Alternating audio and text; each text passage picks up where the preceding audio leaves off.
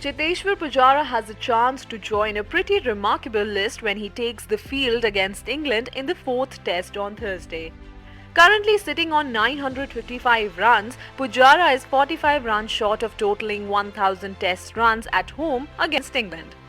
Provided he does that, Pujara will join a list that comprises three of the biggest names in Indian cricket: Sunil Gavaskar, Gundappa Vishwanath and Virat Kohli, all of whom have scored 1000 runs against England on home soil.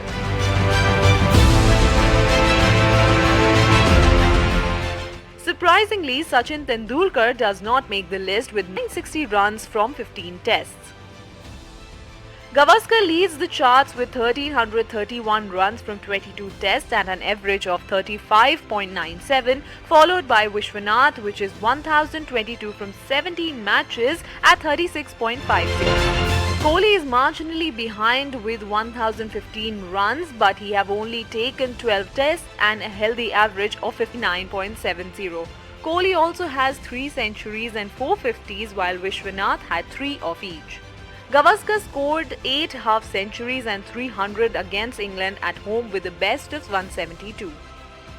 As far as individual scores are concerned, Kohli is second with a best of 235 behind Karun Nayar's 303. Vinod Kambly's 224 is the third highest individual score against England at home.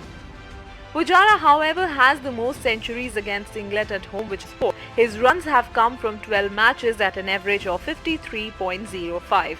Pujara has the best of 206 not out against England, which is incidentally came in Ahmedabad at the earlier Sardar Patel Stadium. It is also Pujara's highest individual score in tests.